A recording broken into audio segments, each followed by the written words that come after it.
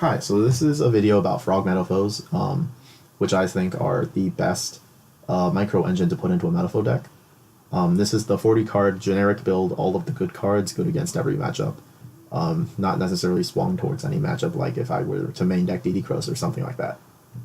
I think this is the best Metalfoe variant simply because you can draw it in multiples or even independently, and it's still insane. It's still a powerful metagame deck. Frogs alone are a metagame deck already. So the idea is say you have a 1/8 skill and a scout. That's broken, but if you draw a 1/8 skill, a scout, and a monolith, the hand becomes considerably weaker. In this scenario, the idea is just that like your micro engine you can draw a lot of. So you could draw 1/8 scale 3 frogs. It's broken. It's probably double toad. You can even draw 5 frogs, and that's still like that's a deck. That's just a deck. So yeah, almost every hand in this deck is playable. All the cards synergize incredibly well, which I'll show in some basic starting combos in a second. Yeah, and I'll just go straight into that. So replays. So the first hand is going to be 1/8 scale and a swap frog. So this one's the most basic, simple one. You just normal summon the swap frog, send a Ronin, you bounce it, and pendulum summon it back out to send a second frog to banish to make a toad. These other 2 cards can be anything you want. Obviously, these desires are blanks because I didn't play them first. Yeah, and so that's just the general idea of how you play that hand. Keep in mind that when you do this, during your opponent's standby phase, you will bring out a dupe frog, which means your opponents can only attack the dupe frog. That in and of itself alone will make the Metalfoe deck way stronger, like more than you realize actually. When you have a Kirin or an Alcahest next to a dupe frog, it becomes significantly better. I know a lot of people have complained in the past or talked about the fact that you can simply summon a Thrasher and attack over a Kirin, and that's one of the best outs to it. With the dupe frog next to it, it no longer is an out. And there's a bunch of other scenarios where the dupe frog is insane, just absolutely unfair. The fact that they have to attack it.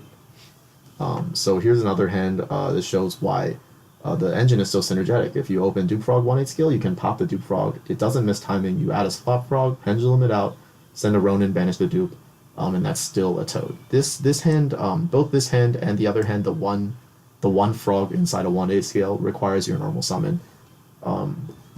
In most cases, so I'll show the hands where you don't need your normal summon for the frog in a second. But yeah, for the most part, that a lot of the times you'll use up your normal summon on the frogs, which is usually completely worth it. If you draw it with a Boombuku, it gets a little bit awkward, but for the most part, it isn't even.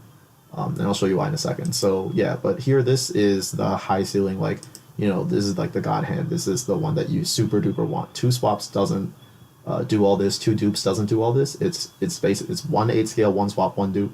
This is when you see it, you get super happy and just snap it out.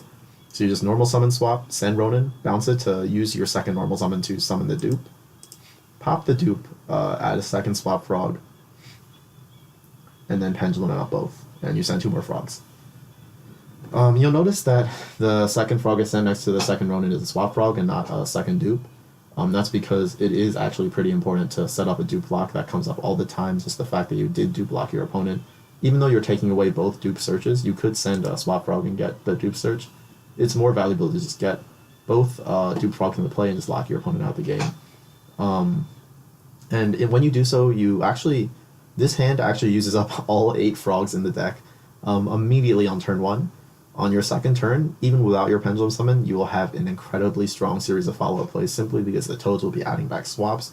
You have 2 Ronins in the graveyard, and you can go through an entire series of rank 2s clearing your opponent's field, clearing whatever they managed to do under double toad. And not even forgetting about the 5th card that you had. And now, this is one of the hands where you open Bubuku and swaps. So if you open two swaps or 2 frogs and a Boombuku, you're usually just going to be fine.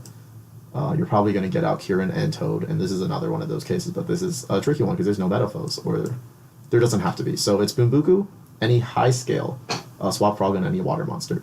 So you just normal summon the Boombuku, add Kirin, special summon the swap, send another swap, summon the Ronin, and then use the swap frog's effect to bounce the Boombuku, and then Boombuku and the high scale pendulum summon the Kirin out. So that's a trickier hand that a lot of people miss. So this is one of the ones to keep in mind.